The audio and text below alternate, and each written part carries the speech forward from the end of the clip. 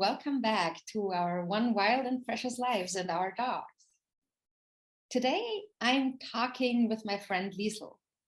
She was born and raised and still lives in Guatemala City, where she teaches anthropology at a local university. Currently, she's not in Guatemala. She's on a scholarship at a large university in the Pacific Northwest in the US. But of course, and most importantly, she also has a dog, a miniature Schnauzer named Wolfie. Liesl, the floor is all yours. Tell our listeners about yourself and, equally importantly, about Wolfie. We're all dog people here, so we want to get to know your pup as well. First of all, hello, everyone. Thank you for having me and for the invitation. I'm an anthropologist, but currently I'm a student. I've been here for the past almost a year, and I really miss my dog. He's the one I miss the most, and it was a hard decision for me to leave him back home. Wolfie is 11 years old. He turned 11 2 weeks ago, and yeah, he's an old dog, but I know he's better at home with my parents in his house because in his garden. And I know the weather in Guatemala is much better than the weather here. So I know he's enjoying the sun and he's comfortable. So that makes me happy to think that he's comfortable back home and that here the weather is cold. I don't have a yard and I don't have enough time to take him to walks. So although I miss him, I know he's in good hands and he's a happy dog. He's good at home. You went to visit him, right? Like, was it around Christmas? Right, yes. And we had surgery too. Do I remember that right? Yes. He had a rough time last year because something in his liver. So now he just eats a special food without fat. He's in a special diet after the surgery. But according to my mom, he's doing fine. And he's a special food. At first, he didn't like it. It was hard for him to eat. I was worried about that, but apparently the brand changed something in the food, the presentation or something. So now he likes it better. Nice. So he's eating more food. That's good. Well, I saw him last December, so it's been a while, but he was healthy. He was happy. Sometimes my mom sends me pictures of him. And he's doing all right. Yeah, when something happens, my mom tells me. But apparently, after that specific time last year that he was kind of sick, now he's fine, I hope. Because sometimes my mom doesn't tell me because she doesn't want to scare me. But that doesn't really make it better because then you can't really trust. Yeah, it's true. I remember you told me that you really wanted to be there when he was sick. Yes, and my parents wanted to wait until I went home to have the surgery, but apparently they couldn't wait, so they did it before I went there. And they didn't tell me that he had the surgery until after the surgery. So I was relieved that everything went all right and that he's okay. He's having bulldog issues, and he's a Schnauzer. I don't know if the listeners know, a miniature Schnauzer. And I hope he has many more years. Yeah, I bet he has many more years. In every picture I've seen of him, because sometimes you will reshare, I think when your mom sends you pictures, he looks totally good. Like you wouldn't be able to tell. Yeah, like he's so spoiled. I mean, everyone spoils him, and even my parents even bought him stairs for him to go up on the bed. Yeah, he's spoiled. He's the grandchild they don't have. Yeah. Is there something you miss about not having him with you? I miss the company, honestly, because here I'm by myself most of the time. It's kind of lonely. Something that no one talks to you about going abroad to study, because everyone just tells the good parts about it. But, a lot of people don't talk about the difficulties, and it's not that easy to connect with people sometimes, and so it's very lonely. So I've been missing my dog for the company, and to hug him and all. Even though I even bought a stuffed animal just to have the feeling of, oh, I have my dog. I miss my dog. It's not the same, but I mean, yeah, I miss him. Better than nothing, a stuffed animal, yeah. Yeah. Yes, and if I meet people that have dogs, I like to pet them and all. But yeah, Wolf is special because he's like, and I think that every owner thinks that you are very alike to your dog somehow. So do you feel that way too? Yeah, so yes, like attitude sometimes. Yes, so I miss him. But yep. Well, I think that makes a good segue into the conversation I want to have with you today. The things people don't tell you before you go abroad. Because I want to talk about something a little more serious, or a lot more serious, even though I'm sure we could talk about dogs for hours as well. And maybe we'll do that some other time. But I want to talk about structural racism today. Or maybe I should say, I want to listen about structural racism, because this is not my story to tell. It's Liesl's story. It's your story. A while ago, I complained about being offered a quote unquote gringo deal. And when I say gringo deal, I mean that someone offers me something at a higher price than they would offer it to a local here in Mexico. And I assume that they're trying to take advantage of the fact that I'm not from here and that I may not be able to tell the difference. And it feels insulting to me when that happens. But Liesl, and thank you for that, Liesl called me out on this, and she basically asked me to check my privilege. And she was being like, you were being really nice about it, right? You said you like me and you don't consider me a gringo, but in general, gringos can be quite mean, and it's only fair if they pay more for goods and services. We talked a little more about this, and Liesl shared with me that ever since she has gotten to the US, she has been living structural racism, and that it was very tiring. So, Liesl, I want to talk to you about this. I realized I never asked about whether you experienced racism in the US. So far, since you've been there, like for the last year, we've been in touch and stayed in touch, and every now and then we talk.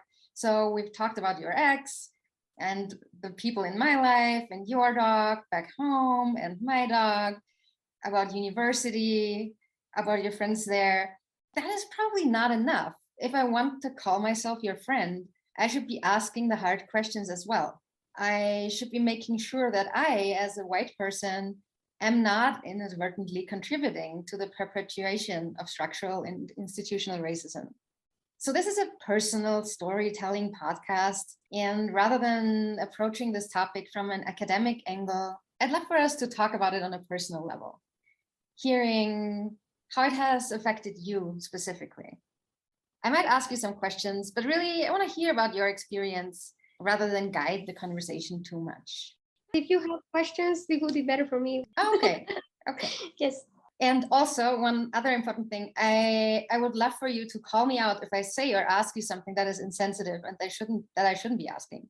I want to be an anti-racist and not a bystander. I appreciate you having this conversation with me. It is obviously not your obligation to teach me how to be a better anti-racist. It is my obligation to learn. I really appreciate the opportunity you're giving me to do just that. Before we dive in, let's make sure we're all on the same page. Liesl, how do you define racism in general and structural racism in particular? Questions. Well, first of all, I would like to say that for me, at least, this is a whole new thing, because I heard about the US being a very racist country, and that is this fixation about race that sometimes I get tired of it, because in all my classes, everything's about race. Mm-hmm. I know that in other countries, racism exists and is a real thing, but here is more, I don't know, you cannot avoid it. Also, I would like to say that privilege has a lot of layers. And for example, I'm white. My skin color is white, and in my country, in Guatemala, I would be one of the few privileged people. Yeah. But here is the first time people I'm in this category of people of color. And for me, it's like, I don't understand what the fuck is like. But I know that whiteness is very related to power. It's not about the color of your skin, but about power. So it's interesting to see that I don't live racism in my country, and that I have some social privileges that I'm aware of because of my career and all that stuff. It's interesting how I feel in a way different. Yeah. Because they want to stress that differences between us. Can I ask you something about that? Yeah. I thought about this before our conversation, and you could be like, I'm Austrian, right? I'm a white person, but I'm not from the US. But you could just as well as me be from Austria. I like, if I saw you in the street, to me at least, we look equally white. Yes. Right? So do you agree with that? Or I mean, I used to think that, but now sometimes, let's say that it also depends on everyone's personal experience, because I can have talked to some other people, they feel other way. But for example, in my specific case, I don't know why, but sometimes when I get stuck talking, they immediately, some people start saying, oh, we can speak Spanish too, or we have a Spanish person that can help you, or so I don't know. It's instantly they know that I'm Latin American. So it's for me, it's like, wow, how would they see me for them to recognize that I'm Latin American that easily? Maybe because I'm short, or I don't know why, how it's so easily for me to stand. When I speak, maybe that's my accent, or I don't know, but yeah, it's very easy for people to recognize that I'm Latina. So I found that interesting, but I don't know how to differentiate if it's racism or discrimination, but discrimination comes from racism, classism, and all that stuff. So I don't know. Or how do we define these terms? Like, what is racism? Yeah, well, I was looking because you said you were going to ask me. So I found this concept in one encyclopedia that says that racism is a belief that humans can be divided into separate and exclusive biological entities called races. But nowadays we don't talk about, at least in other countries, about race, but we talk about cultural differences or ethnicity. We don't use that word that much, but apparently they do here. And that is a causal link between inherited physical traits and traits of personality, intellect, morality, and other cultural and behavioral features, and that some races are superior than others, right? So that's racism, but I think discrimination can be more broad. People can be discriminated because of class and a lot of stuff that are not necessarily related to race, right? But I don't know. So I don't know if it's racism what I've been experiencing or discrimination. But the thing is that I've been questioning a lot about my identity. I know identities are flexible and they're constructed depending on the context you are. It's been interesting to go to that journey to feeling different, and also being aware of the stereotypes that people have about Latin American people, particularly here. What are the stereotypes you have encountered about Latin American people? Everyone talks me about tacos and salsa dancing. That is so funny. It's like their only reference from Latin American culture are tacos and salsa. And it's interesting because I'm like, I don't like dancing. But everyone assumes that because I'm Latin American, I know how to dance. And I'm like, no, I don't. But it's very funny. Well, let's start from the beginning. When I came here last year, I was all that, I want to get to know my classmates and go out with them, get to know the people from different countries, different backgrounds, all that stuff, right? But in my class specifically, we are like 12 people. I'm the only foreign student. All of them are from the US. I'll come from different states, of course, but I'm the only one that comes from abroad. And that was the first thing I noticed, at least in my class. Then I was in other courses and I met this girl from Brazil. She's 1 year ahead of me, so we don't have the same classes, but we once talked and we felt kind of the same. And she was mad because she being Brazilian, she doesn't speak Spanish, right? She speaks Portuguese. Right. People think that here that she speaks Spanish, so people start talking to her in Spanish, and she feels offended because she's like, "Yes, I'm not, I'm Brazilian," and I mean, people confuse these things, right? They put in the same box. They don't understand differences, right? So, well, first thing, I'm the only foreign in my class that I am aware of. Then I met another girl from Africa in one class that she also felt, and also she's Black, and this is a very white state. Mm-hmm. There's not much diversity. So when you are from abroad, you pop out. Yeah. People identify you very easily. So I don't know how her experience is by being Black. It must be really different. Anyway, I'm the only one from abroad in my class, the only Latin American. And at first I was doing this joke that maybe I got in because I'm the diversity quota. Yeah. I was saying, but even the diverse student is white. Right. Do you think they want to take the picture to put on the brochure of the university or on the website, right? Yeah. To show how diverse they are? It's funny, right? Yeah, because do you consider yourself white? I mean, in my country, yes, but here I'm not. Definitely, I'm not. I've noticed that different. That being white Caucasian is very different.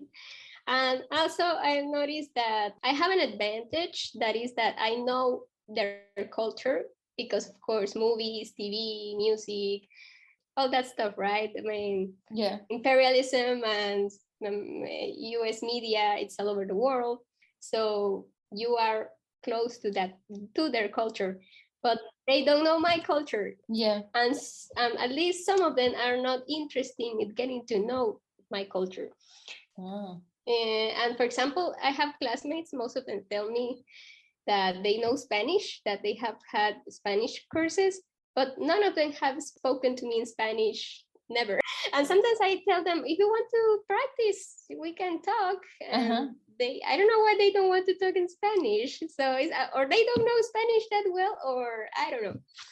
But yeah, interesting. That's interesting. Well, and there was this girl from California. She was in some of my classes, and her parents are Mexican, but she's white too.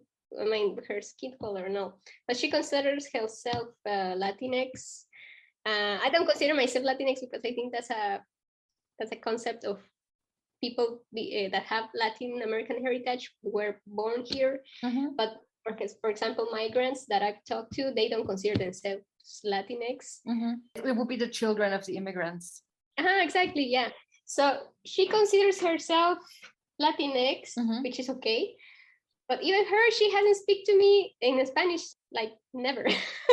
And she said that she's been in Mexico as to for a couple of times to visit relatives and all. But you can tell that she's American. Her culture is American, no? Yeah. Even though she feels Latin American in a way. But I think that sometimes it's a very cartoonish way of Latin American identity. You know what I mean? It's different, and because it's like they only want to take the good things and they don't leave the bad things and the struggles that sometimes we face. They only want the salsa dancing and the tacos. Yes, like that. Yes. For example, she always talks about the Day of the Dead, the Día de los Muertos, which is okay. It's totally acceptable, and it's nice that she's trying to connect with her heritage, you know. But Mexican culture is so much more than just Día de los Muertos. Right. It's more deep than that. I don't blame them because it's their context is where they grew up and all, like being here, and sometimes to question yourself and the ways you approach people from abroad. might be difficult. Yeah. So I understand that. I understand that. But yeah, that's regarding my class specifically, right? Yeah. Can I insert a quick question about something you just said that I'm curious about? Yeah. You mentioned you feel like your identity is changing. How would you have described your identity when you were still in Guatemala City teaching anthropology classes at the university? And how would you describe your identity now as someone living in the US and again taking university classes rather than teaching them? Yeah, I don't know if my identity has changed, but I would say that I'm more aware of stuff that sometimes I used to take for granted. For example, in my country, indigenous populations, they live racism every day, because it's true. Yeah. And I can only imagine how hard it is for them to live that discrimination and racism every day. Because I don't live it back home, but they live it at home. I mean, I'm here for a while, then I'm going to come back. But they live there permanently. Yeah. So for them, it must be really hard to face that, for example. And I was talking to this, that I found this really interesting, because there's this couple from Peru that they are so, well, the husband, he's a student here, and he got married, and he brought his wife here. And this girl told me, I really like this town. People are really nice. They are very friendly. Because people are friendly, they're nice, but to an extent, you know what I mean? Sometimes it's superficial, because people are nice and friendly, but they don't want to get too close to you. So they greet you, but they don't want to talk, for example. I don't know, maybe they want to talk, to do a small talk. Maybe they would like to hang out, but they don't want to get too close to you, like being friends. I don't know how to explain it, but people is nice, but they don't want to get too close to you. And some people say, because you are leaving, so we cannot create this bonding, because you are going to leave eventually. And it's like, we live in the 21st century, like everyone. Yeah. I mean, I have friends from all over the world. Sometimes people don't think that way. But anyway, so this girl from Peru was telling me, I feel so welcoming here. People are really friendly. In Peru, people are really mean. They discriminate you, because she is not from Lima, she's from Arequipa. I don't know if they're indigenous, but maybe they come from a very poor background, so they have struggled, I guess. Yeah. So for them, being here is, of course, a great opportunity, but also they don't feel discriminated here as they do back home. So I found that very interesting. Yeah. Yeah. So for them, the experience of discrimination was much stronger back home in Peru than it is here. Yes. Or there. And did they live in Lima in Peru, or did they live in Arequipa? Apparently they're from Arequipa, but they live in Lima for a while. Maybe going from Arequipa to Lima was, yeah. Yeah. So you were saying, I find that very interesting. The Peruvian family felt like they were being accepted much more in the US than they were in Lima, while your experience is basically the opposite. Correct me if I'm making assumptions. You feel relatively privileged in Guatemala, but here in the US, you don't feel privileged. You do feel like there is discrimination, and like you're not an equal, quote unquote, to the people from the US. Yes, something like that. But also, I think it's I don't know, I have a lot of thoughts in my mind, but everyone has a different experience depending on their backgrounds. But also, I have to say that maybe I get more aware of things because of my career, and also because I have this very critical thinking. I mean, if you talk to someone, they might seem nice and welcoming to you, but I start noticing little details that make me feel or say, oh, I don't feel this vibe quite, I don't know, it's something weird, you know what I mean? And that's sometimes that maybe I'm too critical, but I've been experiencing that sort of stuff, right? Well, I have a lot of other experience. I wouldn't like to talk about them because it's regarding my research, so I don't know if it's okay to talk about. Maybe few years later we could discuss this recording. Yeah. But also in my research, I've been noticing certain stuff that I'm very critical about. Can you tell us or our listeners just very generally the topic of your research, or would you rather not? Well, just to say that I'm working with migrant population from Guatemala. That's why I'm here in the first place, because me as an anthropologist from Guatemala, maybe it was going to be easier for me to get to know the community, which in certain ways it has. For example, the first time I approached the community there from Huehuetenango, from Todos Santos, they are Mam. The first time I went to visit them, and they told me, "Oh, we thought you were American," and I'm like, "No, I'm from Guatemala." And they, "Oh, but you're from the city, yeah." So this difference between us, right? They're from Huehuetenango, I'm from the city. They are Mayan, I'm Ladina, but being here, even though in Guatemala we are different, what makes us closer here is that we are from Guatemala, right? Yeah. So here it has more meaning being from Guatemala than back home, right? Yeah. So that's why we were able to connect more easily, I guess. Well, but also because I'm used to go around the country and I like to talk to people, so it's not that difficult for me. But being here, what brought us together was being from Guatemala, even though we have very different stories, and of course they struggle a lot to come here. They have really hard stories to listen to, and that's what I'm telling you. It's like I cannot imagine living at home with all these struggles they have to face, poverty, hunger, violence, all that stuff that gratefully I don't have to live. They come here like going away from that harsh reality. Of course, they're going to feel more welcome here because they have here everything that their own state denies them. That's really unfair. And they have to come here to have a better living. What is being denied by the state of Guatemala to indigenous people? Everything almost, because Guatemala is where right now we are facing a really difficult political times. We don't live in a democracy, and there's a lot of political issues going on, but also it's like structural racism. That is that when you are born in an indigenous community and you are poor, you don't have opportunities to develop in life, and it's hard to access to education, to good education. We live in the country with the highest rates of malnutrition in the region. I think that is higher of Haiti. We just have one public university, and right now the public university is facing a lot of stuff, and education is not free. I don't know, Guatemala is a mess. And also you put gangs and what's going on with violence, narco traffic.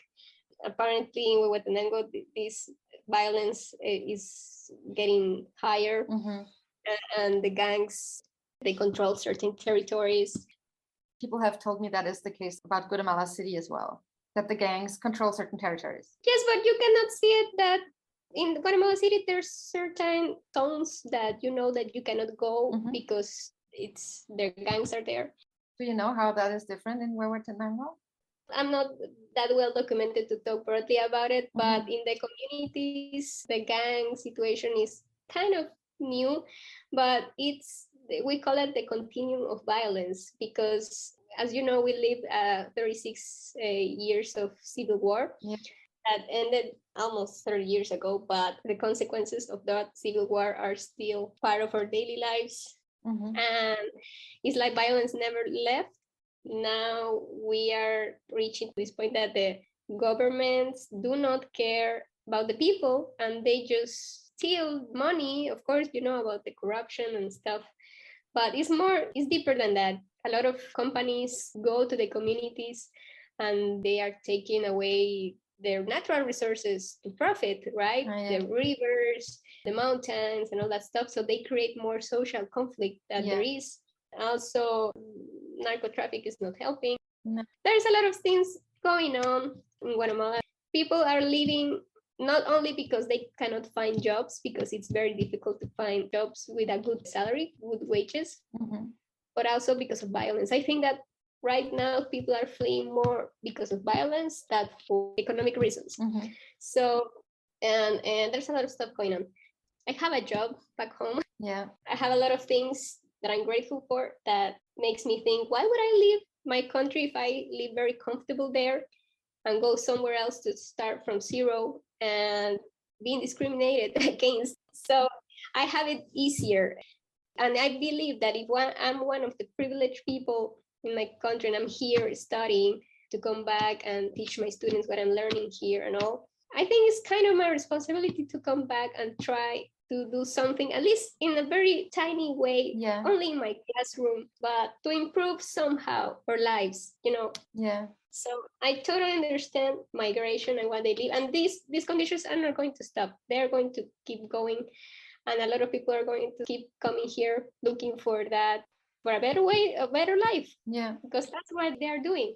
Sometimes I see the children of the people I'm working here with, they have public schools. Healthcare, I know here in the US is a difficult issue. Yeah. But even though they have access to healthcare here that they might not have in Guatemala, because if you go to the small villages, there are no hospitals, or the hospitals don't have medicine. Lack of resources. So here I see these children and I'm glad that they have this opportunity to have a better life. But I don't know why we're talking about this. I lost the track. But no, what I'm trying to say is that being here makes me grateful of what I have back home. It's not that my identity is being changed, but I think it's being more aware of my identity. Maybe that's the word. And also, I never thought that I was going to be homesick, because Guatemala is a difficult country. It's difficult to live in, even if you have certain privileges. It's difficult, and dealing with people in general is difficult, and a lot of stuff is wrong back home. And it's an absurd country in certain ways. Can I ask you what do you mean when you say it's an absurd country? Because a lot of ridiculous things happen. I mean, I don't know, maybe in Mexico it's the same thing. In Latin America it's the same. You feel the same. Right, but I mean, like our listeners don't know that. They may have never been to either Mexico or Guatemala. I have to read books of Gabriel Garcia Marquez maybe to understand magical realism. So that's Latin America is absurd in certain ways, but at the same time, for example, I was listening to a podcast that I think is very accurate. We are always suffering, but we suffer gracefully. And for example, you are listening to a salsa song and the lyrics is about I don't know, something really bad happened and the person is really sad or something like that. But the music is nice and you are dancing and all. You suffer, but at the same time you enjoy it. That's a really interesting observation. It's true. Yes, because you have a lot of things that are wrong, but it's colorful, and it's like in between all this chaos, there's kind of something beautiful. Yeah, like it is. Yeah. So sometimes here, for example, it's really boring. Nothing's going on. But back home, something's going on always, all the time. So you never get bored. Yeah, I think about that. I mean, like being here, I always loved Latin America as a region. Maybe that's why I studied what I study. Yeah. I really miss it. What is it that you miss most? Can you put your finger on it? The food. I miss the food. Here the food is expensive, and also it's not that, how do I put it? It's always bread. Yeah. The fruit is not fresh. We have a lot of sauces, and I miss beans, fried beans. I miss them so badly. I really miss the food. I also miss the weather, because we have perfect weather. Like it's not too cold, it's not too hot. It's great. Yeah, Guatemala City is relatively spring-like all year round. Yeah, most of the around, not only Guatemala City, all the country. It's like we have good weather. Some places are hotter than others. Yeah. But here in the summer, it's like way more hot than there. So I mean, I miss the weather. Also, I know my people, for example, like they can be difficult, but we are kind of warm people. We are warmer people. And so I miss that, because here everyone is like, they don't engage with people. They want to be alone. It feels kind of lonely, because I'm used to warmer people. And here it's not that easy to connect.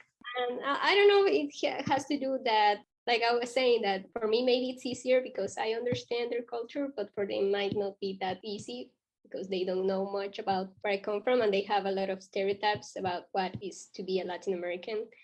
Also, what I've noticed, I would like to talk about this, is that when I came here, I thought that students from all over the world were going to hang out and all that stuff. We even have this international students office that they do activities every weekend that is really nice. Mm-hmm. And that way I've been able to get to know around the state. But it's funny because you see the Asians only hanging out with Asians. You see the Latin Americans only hanging out with Latin Americans. Africans, just Africans. Oh. And it's like, yes, we talk sometimes, like in a very, very, very shallow. Uh-huh. But if you want to get closer, I mean, all the friends I've made so far are from Latin America. Yeah. Why do you think that is? I don't know. Maybe because people feel safe in their own groups. Mm-hmm. Maybe that's why. Sometimes people from other countries have other ways of being that you are not aware of that, or you find them rare, maybe. Mm-hmm. I don't know. But I like to talk to the people from all over the world. And I remember once I went to this speed conversation when you get to know people and you talk to them for 5 minutes. Speed dating? Yeah, but it was not dating, it was speed friending. Oh, really? I didn't know that was a thing. Yeah, so the university does that. So you go and talk to one person in 5 minutes and then you change, and that way you get to know people.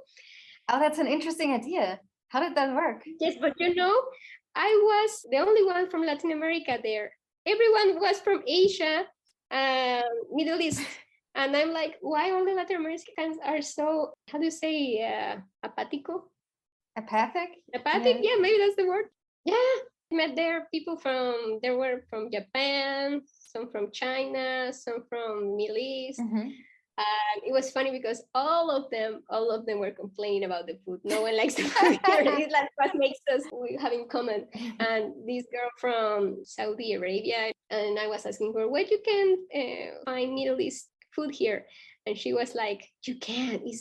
There's only one restaurant and it's awful. And I feel the same for the tacos here, for example. The Mexican food here is really bad. But you ask the gringos and they say, oh, it's really good tacos. And I know you don't know what you're talking about. Because they have never had a Mexican taco. They only know that American taco. So, I mean, that's what it kind of common that we complain about food. But other than that, being here, I question a lot this concept of interculturalism, that all people from different cultures get together and socialize, because here it's very, very rare, at least in this state. Yeah. But for example, I go to New York City, whole different story, because it's a big city, people from everywhere, people don't care where you're from. It's a whole different vibe.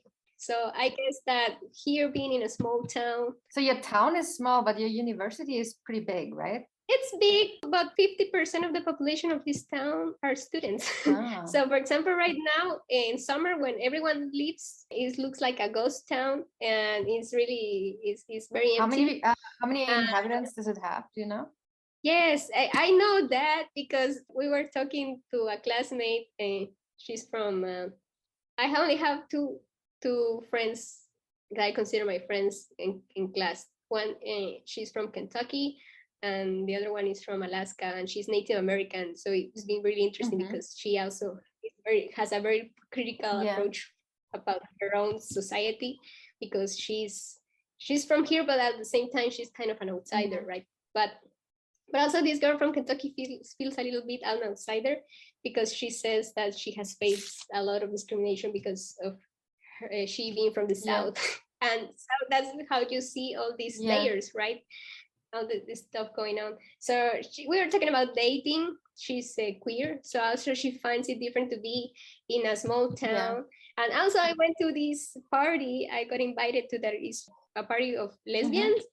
And they were really fun, and they were complaining that it's so hard to be a lesbian in this town. So I mean, I'm not the only one that feels kind of an outsider. I think it's a general feeling for all people that are different. So how big is the town? I'm really curious now. 500,000 people. Yeah, that's not that small. It's small. Not that small. It's so interesting because I grew up in a town of 5,000 people. I 5. know. So 500,000 to me is like, whoa, that's a lot. No, but I mean, for me, Guatemala City is a small city, and we are 3 million people. I used to think that Guatemala City was so boring, but no, coming here is like a whole new level of boredom. It's not like Mexico City, for example. Yeah, Mexico City has the same number of inhabitants as the entirety of Austria. Yeah, so when you're in big cities, at least I feel more comfortable in big cities because I don't feel different. For example, in New York, I had a really good time. I went for 2 weeks last month. It was a whole different world. I mean, I know the US is not necessarily this small town, but my experience here so far, it's been getting to know this part of rural America. And you can see these differences between the rural and urban environments. The way of life and the way of thinking of people are really, their context, where they live, determine a lot of things, right? Yeah. For example, I went once to this climbing. It was Climbers of Color. That was the name of the group, and all people were Latin American or Asian. And I'm like, I don't think that a Japanese person considers themselves people of color. You know what I mean? Is that these conceptions about how people identify you depend of who is the one that is identifying you. Yeah. It is interesting. There's not just one layer. You can be white passing and still experience racism. Or you can be, for example, black, and I imagine then you'll have a whole different experience with racism and white supremacy. I have a rough time. This friend from Africa, she once invited me to a barbecue in the Black Students Association. Mm-hmm. It was really interesting because it was a whole different environment. It was the university and students from the university, but it was a different environment that I had experienced so far. Mm-hmm. So for a few moments, I felt I was in New York, for example, or in a neighborhood in, I don't know where, in Harlem or stuff like that. Yeah. It was really cool. And we were having barbecue and all, and we were having a good time. All of a sudden, I look around and there was a cop. And it was the first time in all the time I've been here that I saw a cop in an activity at the university, a police officer. And I was like, why there's a cop here? Yeah. I found it really rare. And I asked my friend, but she's from Africa. And it's interesting because even though she's Black, but she's from Africa, she has a different approach about racism and stuff that African Americans might have here. Yeah. So she told me, oh, they invited her. She's having food. And I'm like, yes, but if she weren't in duty, she wouldn't have she was in a uniform, so she was in duty. So I was like, okay. Yeah. Was she Black or no, she was white? But then I found out that they called her for she being there protecting them if something could happen. You know what I mean? They asked the cop to go there for protection. And I'm like, yes, this is the US. And a couple of weeks ago, there was a shooting. I think it was in Texas. So it was really, that shooting was still like, people felt really vulnerable about that. So anyway. Yeah. So you know what I mean? It's like they cannot gather and have an activity without calling a police officer. That was really weird. It was like an encounter with structural racism. And then a couple of weeks later, after that barbecue, we got an email that one of the Black students complained that she got messages were threatening and that we're racist. And so the university was saying, we are not going to stand for these actions. But what I'm trying to say is that you see that people can be, very superficially, people are friendly and welcoming and stuff, but you have to really pay attention to see all that stuff going on. Yeah. So many layers. And I'm assuming that especially as an anthropologist, you see a lot of those layers, even if other people miss them. Yes, because my African friend was like, oh, she's just here having fun. She's eating. And I'm like, I don't think she's just eating. And later that happened. And also, the violence, because we see Latin American as a region with a lot of violence, which it's true. But also here is violent. You see all these shootings, they're happening all the time, and it's complicated. Yeah, and more often too, it seems to me. When Columbine happened many years ago, people were so upset about it, and it was on the news for so long, and they made a movie about it. And now when a shooting happens, it's just like this throwaway comment in the news, and then you move on to something else. Yes, it has been almost normalized. Yes, it's true. People complain about that, but I don't think it's going to change in the near future. And also what's going on with women and what's going on with abortion and all that stuff. I understand why people have a good concept of the US about the land of freedom and all that stuff. To an extent, it might be true, but otherwise, again, if I'm comfortable in my country and I'm doing okay, why would I come here to stay permanently? It's not like heaven either. There's a lot of still stuff going on. A lot of people have this idea of that, I want to leave Latin America and I just want to go away. And people have this idea of Europe or the US being these places that are better. It might not necessarily be true. And also we have to be aware of how those countries, why they have better stuff than us, was because of colonization. We have to know about history to be aware of that. You know what I mean? If you know that, I don't think that you would be admiring those countries as much. Yeah. Did you at some point think that places like the US or Europe are quote unquote better than Latin America? Or did you never have that idea? Maybe people tell you all the time, we live in chaos, which it's true.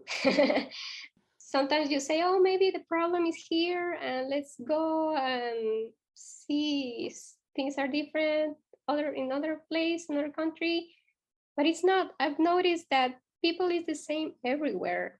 Maybe or human nature. Of course, there are cultural stuff that makes us different, but the core of the things, we are all humans and we face the same struggles and we have the same aspirations, and it's more what unites us, what makes us. It's a famous anthropologist who said this.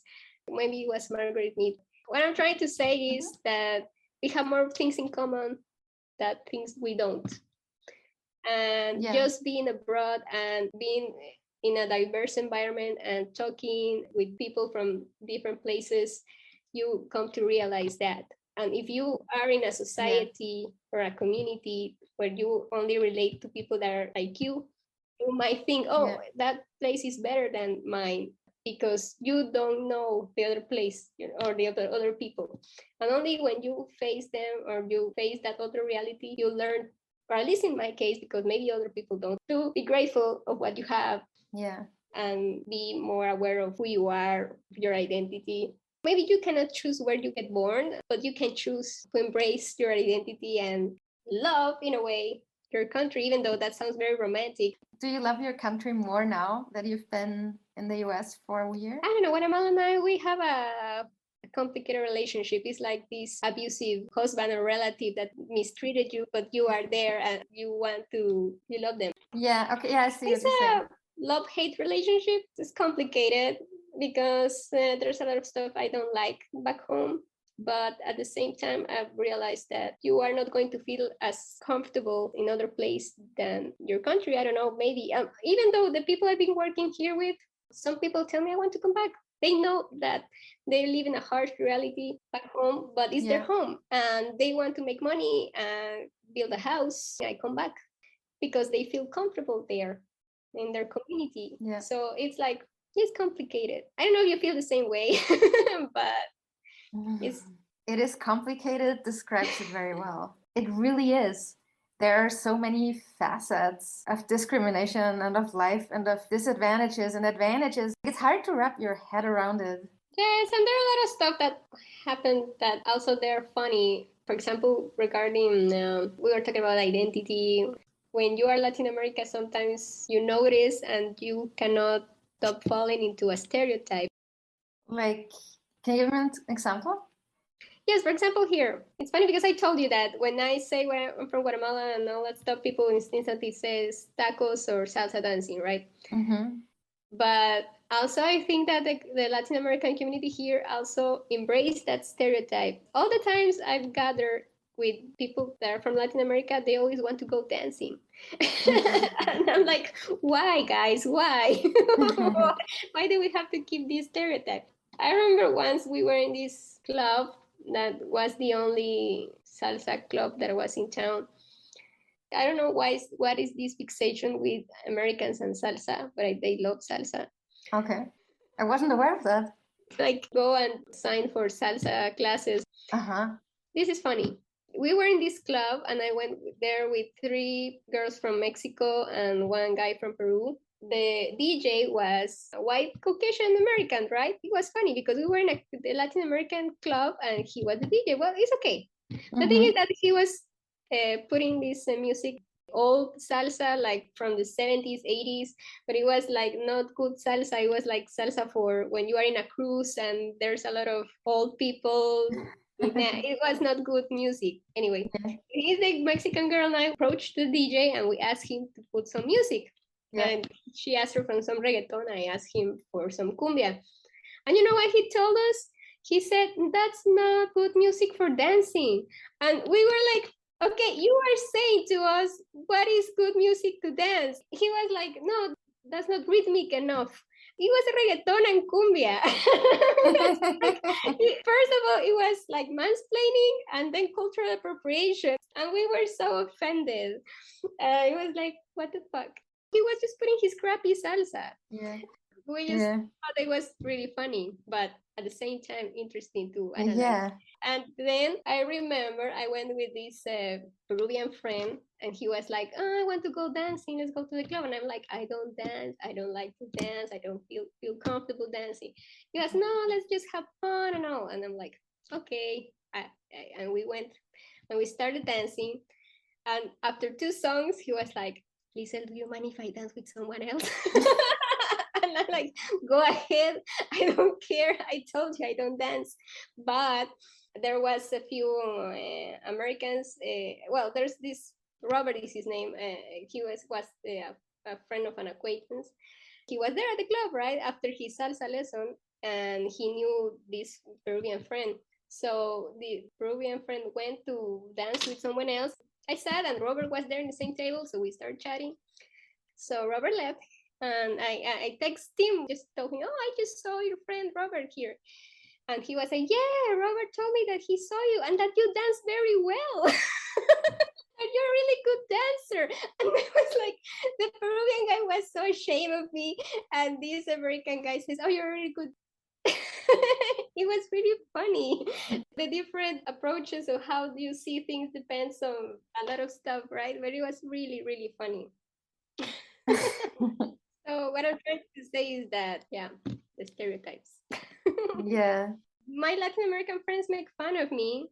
I remember once the Latin American Students Association did this activity to get the community closer.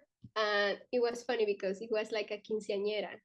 It was really, it was like this, they served some pupusas and they put music and everyone was really with fancy dresses.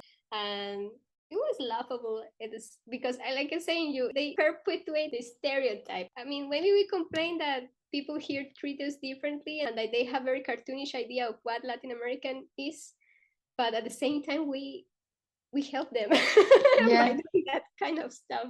I wanted to say that these funny stories for you to have an idea of what it is to be a Latin American in this small town.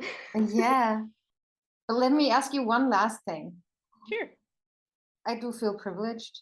People can tell that I'm not from the US when I'm there, but I have not felt discriminated against. So what can people like me do? How do I, and also maybe our listeners, many of whom I'm sure are white and from the US, how can we make the environment we share with people from other places a little more welcoming? I think it's very complex, but one thing that would help is if you really want to, I'm going to say something that is politically incorrect. That's okay. For example, here I've seen a lot of people that have in their houses these signs that says Black Lives Matter. Okay, that's good. You feel that you are supportive of that campaign. Maybe you're a good person. You consider yourself a good person, that you're against the Black people being shot and racism, all that stuff. But can you really say that you're not racist if you don't engage with Black people in your daily life? No, I don't think you can. It's like, yes, you have this poster in your backyard, but do you engage with Black people? You know what I try to say? No. It's like same thing for everyone. For example, sometimes I get really mad about this, but I see a lot of people that have Ukrainian flags in the front yards. I'm trying to say that the US is one of the main reasons why that war is going on. It's much more about what the US media says, because here they have this bias. Mm-hmm. And it's like, okay, you have your flag, maybe you have donated some money, but that's it. Can you be more critical and think more about what your government is doing in that region, how that war started? For example, it's like, yeah, you're against war only if it comes from other countries or other places. For example, what's going on in Palestine last week? I was really mad. And do you see any Palestine flags here in the front yards of people? No, they don't even discuss that.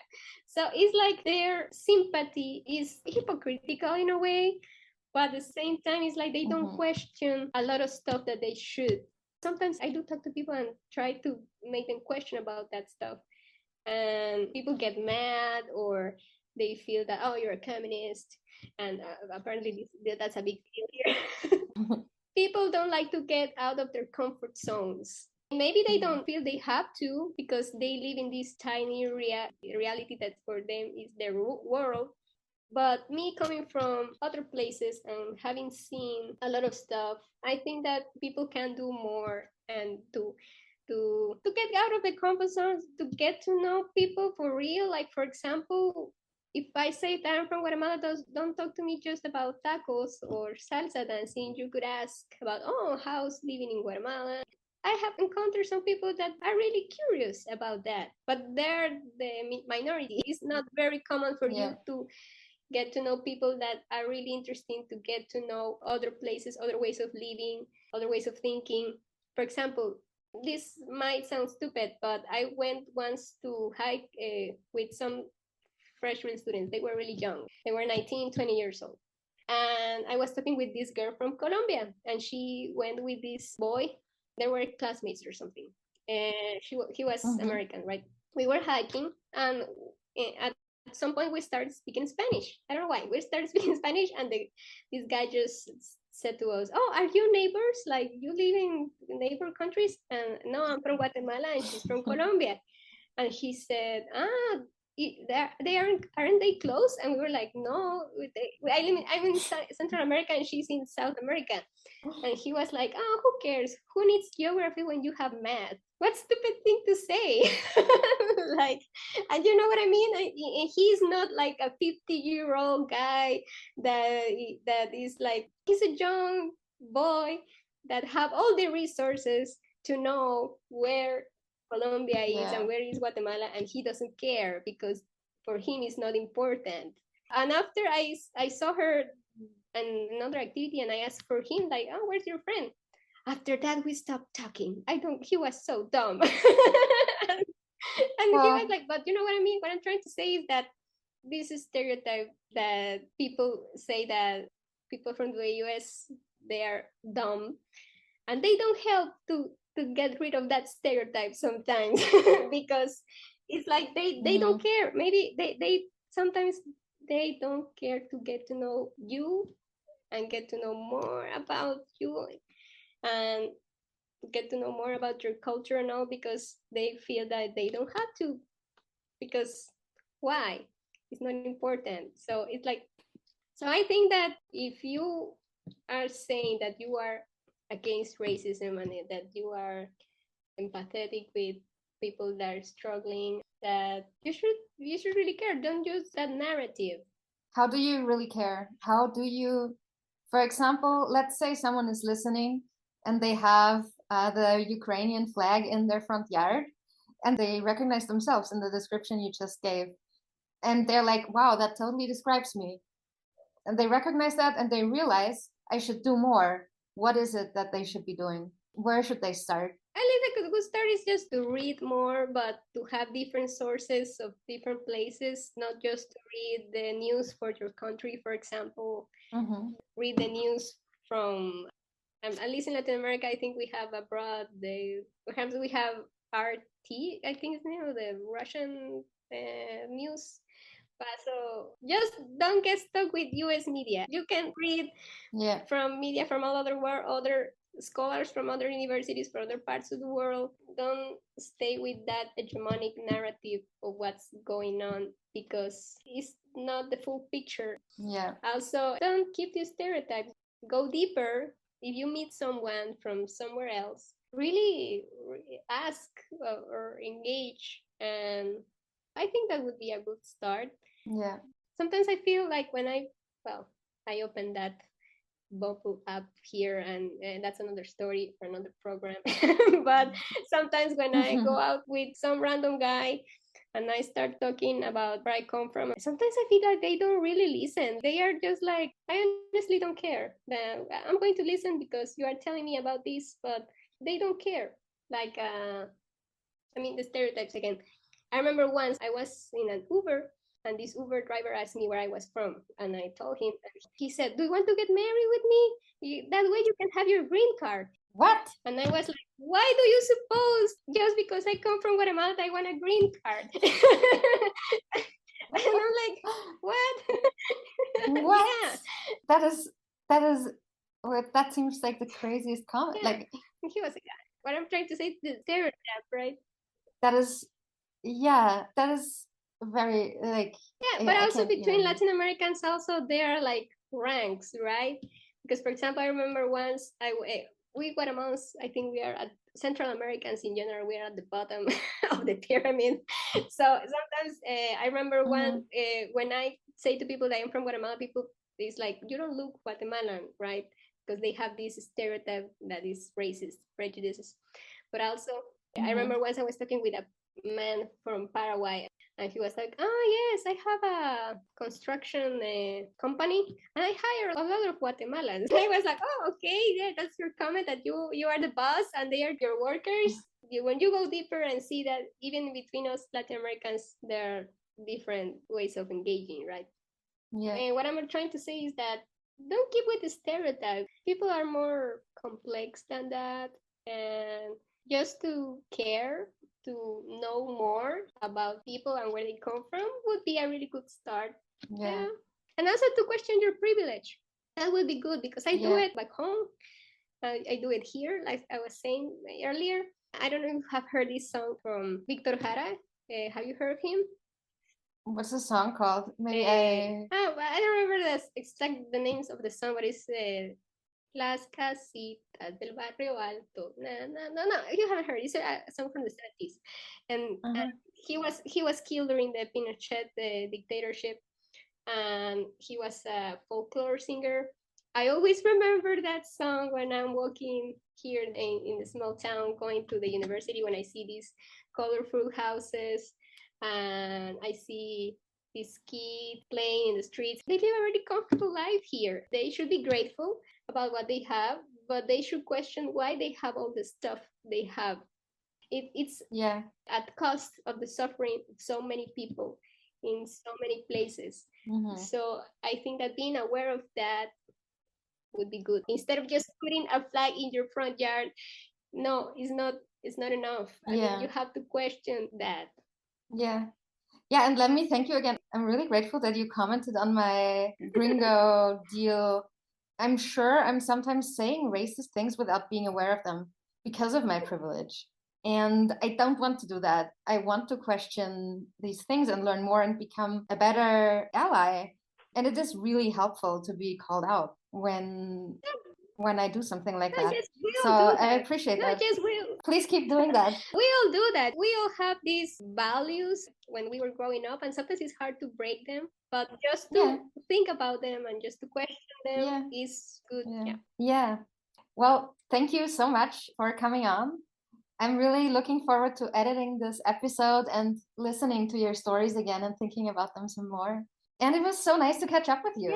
Yes, it's been a while. It's really nice to see you. We're having this conversation on Zoom, in case our listeners are wondering. Yes, well. All right, everyone. In case you want to reach out to Liesl and learn more about her work as an anthropologist or her experience in the US, Send me an email and I'll put you in touch. We've decided not to make her information public to protect her privacy and the privacy of the people mentioned on this podcast. Thanks. So it's nice to see you, Chrissi, and I hope we can see each other face to face again, hopefully in Mexico. Me too. I want to go to Mexico after this. I need real tacos.